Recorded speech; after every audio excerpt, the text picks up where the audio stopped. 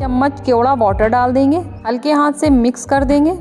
अब आप इसका कलर और रंगत देख सकते हैं और इसमें खुशबू तो इतनी तेज़ आ रही है, ऐसा लग ही नहीं रहा कि ये कलेजी का सालन है, क्योंकि ये बनी है बिल्कुल अलग तरीके से, बहुत ही मज़ेदार और बहुत ही खुशबू। Hello everyone, welcome to Shaheen delicacies. तो आज हम बनाएंगे कलेजी कौरमे की रेसिपी। तो यहाँ पर हमने एक बकरे की कलेजी ली है।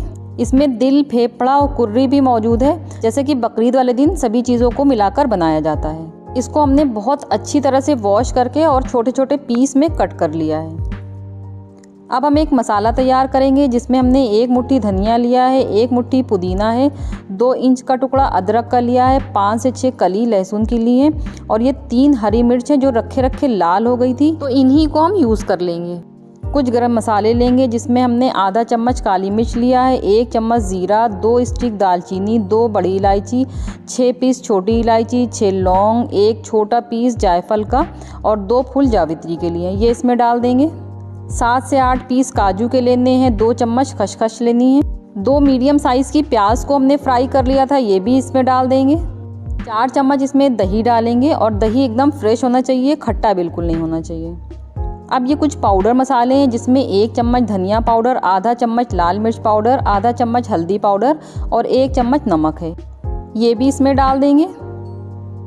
4 चम्मच इसमें भुना हुआ बेसन डाला जाएगा और कलेजी में बेसन हम इसलिए डाल रहे हैं कि मसाले में थिकनेस आ जाएगी।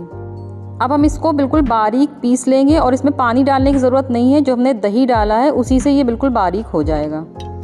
अब ये मसाला कलेजी में डालकर और अच्छी तरह से मिक्स कर लेंगे।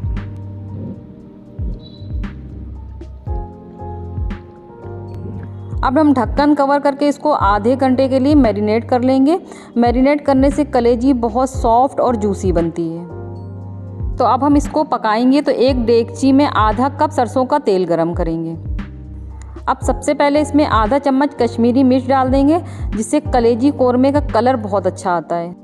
अब मैरिनेट की हुई कलेजी डाल देंगे। अब कलेजी को तेज़ आंच पर 5 मिनट तक भूनना है। तो तेज़ आंच पे 5-7 मिनट हमने इसको भून लिया। इसका मसाला अच्छी तरह से भुन चुका है। अब इसको गलाने के लिए इसमें आधा गिलास पानी डाल देंगे। हल्का सा चलाने के बाद जब ये पकना शुरू हो जाएगी, तब आंच को एकदम धीमी करके ढक्कन कवर करके इसको गलने के लिए छोड़ देंगे। तो इसको पकते पकते 25 से 30 मिनट हो गए हैं और एक आध बार हमने इसको चलाया भी था। अब हम इसको चेक कर लेते हैं। तो इसका सारा पानी सूख चुका है। तो आँच को तेज़ करके इसको हल्का सा और भून लेंगे। तो बहुत अच्छी तरह से हमने इसको भून लिया और इसका तेल भी ऊपर आ गया है। तो अब हम इसमें आधा गिलास पानी डाल देंगे और ये हम कलेजी का कौरमा बना रहे हैं, तो इसकी ग्रेवी थोड़ी थिक ही रखेंगे।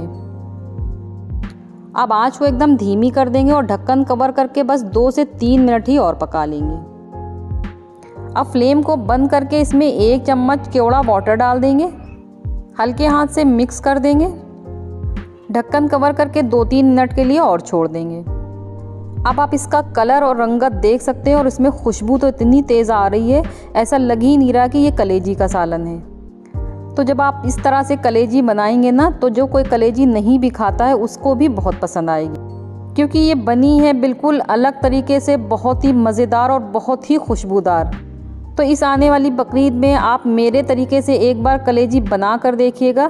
ये बिल्कुल कौरमे की तरह बनती है, ऐसा लगेगा ही नहीं कि आप कलेजी खा रहे हैं और घर में सभी को ये कलेजी कौरमा बहुत पसंद आएगा। तो आई होप आपको आज की रेसिपी पसंद आई होगी। अगर आपको आज की रेसिपी अच्छी लगी हो तो मेरे चैनल को सब्सक्राइब, मेरी वीडियो को लाइक और शेयर करना ना भूलें।